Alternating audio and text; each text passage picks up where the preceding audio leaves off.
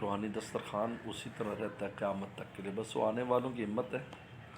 فائدہ اٹھائیں۔ تو جہاں بزرگوں کی جگہ ہوتی ہیں وہ انوارات ہوتے ہیں، پھر کوئی آ جاتا ہے وہ پھر اس کو ظاہر کر دیتا ہے، یہ ہوتا ہے، نہ دبے رہتے ہیں۔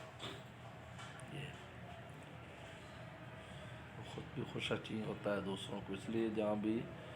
بزرگوں کے جو ہوتے وہ وہاں پر برکات رہتی ہے، چھپ جاتی ہے، جیسے ہر چیز ہے، گرد و غبار پڑے گا تو سونے کی چکا چوندی ماند پڑ جاتی، پھر اس کو ظاہر کرے گا تو چمکے گا۔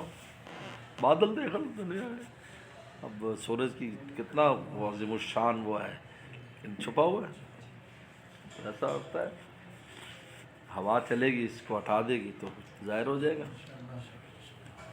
تو کوئی ہٹانے والا چاہیے۔ تو انوارات اور برکات جو ہوتی ہیں، جس طرح علاء الدین صابر رحمۃ اللہ علیہ جو کلیر شریف میں ہمارے سلسلے کے جو بڑے ہیں، تو وہ چونکہ وہاں پر سے واقعہ پیش آیا کہ حضرت پر جلال طاری ہو گیا اور وہ ویران ہوگی جگہ، وہاں وبا ایسی پھوٹی کہ بالکل ختم ہو گئی، تو پھر کتنے سالوں تک اسی طرح رہا، یعنی کئی سال سمجھے 50 سال 100 سال رہا۔ پھر عبدالحق رضولوی رحمۃ اللہ علیہ تشریف لائے، یا عبدالقدوس گنگوہی، عبدالقدوس گنگوہی، وہ وہاں گئے قبر پر، انہوں نے کہا اب تو آپ اپنا جلال ختم کر دیں تاکہ لوگ فائدہ حاصل کریں، برکات حاصل کریں۔ پھر ختم ہو گیا، پھر یہ کلیر شریف آباد ہوا، اس سے پہلے آباد نہیں ہو سکا، جو وہاں رہتا وبا اس کو کھا جاتی۔ شمس الدین ترک کو بھی کہا تھا تم فوراً بس میرے مرنے کے بعد یہاں سے پانی پت نکل جانا، تو پانی پت چلے گئے، ان کے خلیفہ تھے شمس الدین ترک۔ تو پھر بیچ میں دیکھو کتنے خلفاء ہیں، آپ ان سے نیچے لسٹ پڑھو تو نیچے آپ فہرست پڑھتے جاؤ گے تو پھر عبدالقدوس گنگوئی آئے، انہوں نے پھر یہ کیا کہ وہ ان کی پھر خیر و برکات آج تک پھر جاری ساری ہے۔ تو یہ ہوتا ہے، تو جہاں بھی اہل اللہ کی محنت وہ ہوتا ہے تو وہاں پر خیر و برکات ہوتی ہیں، پھر کوئی ظاہر کرنے والا اس کو ظاہر کرتا ہے، ورنہ خزانے دبے رہتے ہیں۔ اخراج الکنز ضروری ہوتا ہے، خزانے کو نکالا جائے، جس طرح ہمارے دل میں خزانہ دبا ہوا ہے، اب اس کو نکالنے سے نکلے گا، خود بھی نکالنا پڑے گا، کوئی مشینری والا شیخ بھی بلانا پڑے گا جو اس کے اندر سے ٹھوکا ٹھوکائی کر کے نکالے، جو پتھر ہے ان کو ہٹائے،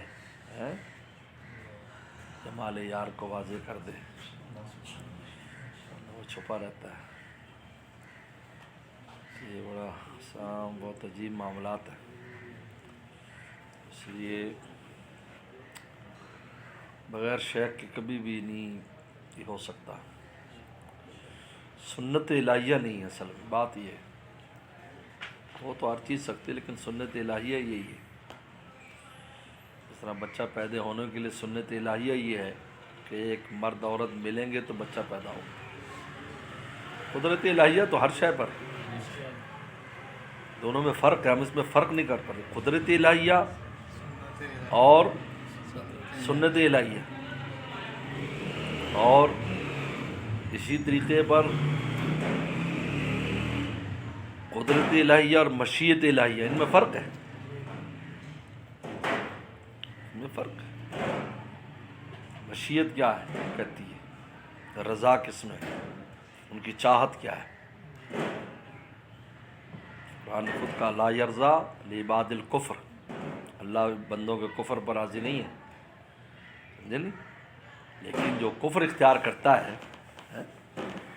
تو وہ اللہ اس کی اجازت دے، جاؤ کر،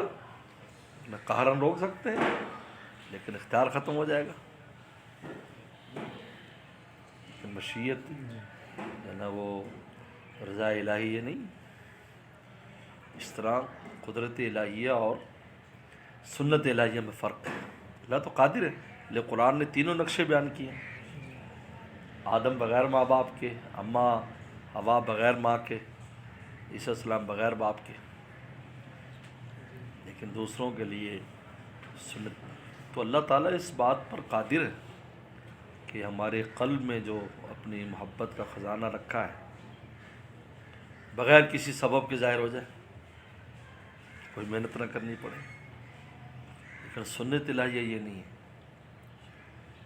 کسی نکالنے والے کے پاس بھی جانا پڑتا ہے اور خود بھی زور لگانا پڑتا ہے، پھر نکلتا ہے، یہ پھر نکلتا ہے۔ نکالنے والا نکالے اور وہ بھی نکلنا چاہے۔ جس طرح پانی ہے، زمین کے نیچے پانی ہے، نکلنا چاہتا ہے کیونکہ وہ چاہتا ہے کہ میں باہر آؤں، لیکن جب ہم بور کرتے ہیں اور اس کو کھودتے ہیں تو وہ بھی نکلتا ہے اور نکالنے والا بھی نکالتا ہے۔ اگر وہ نہ نکلنا چاہے پانی تو ہم کتنا بھی زور لگا لیں بھائی، کیسے نکلے گا؟ ماؤ غوراً، قرآن کا غور ہو جائے، اگر نیچے چلا جائے تو کیا ہوتا ہے؟ پھر بور بھی کام نہیں کرتا۔ یہ تو جب سالک یہ چاہتا ہے کہ میں بھی اللہ والا بن جاؤں، میرے قلب کا خزانہ ظاہر ہو جائے، اور پھر شیخ بھی ایسے شیخ کے پاس جائے، اس خزانے کو نکالنے میں اس کی مدد کرے، پھر وہ خزانہ ظاہر ہو جاتا ہے قلب کا۔ تو اخراج ضروری ہے، خروج سے نہیں ہوتا، اخراج ضروری ہے۔ اللہ